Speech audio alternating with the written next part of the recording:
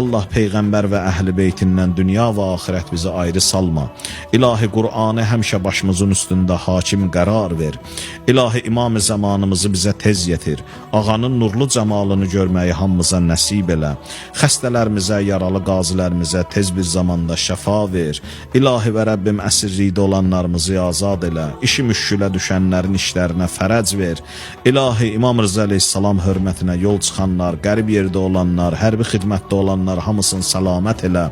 İlahi ruzumuzu həlalından və biminnət bizə nəsib elə. İlahi və Rəbbim Peyğəmbər və əhl-i beyti hörmətinə hər kəsin ürəyində nə mətləbi duası varsa rəva elə.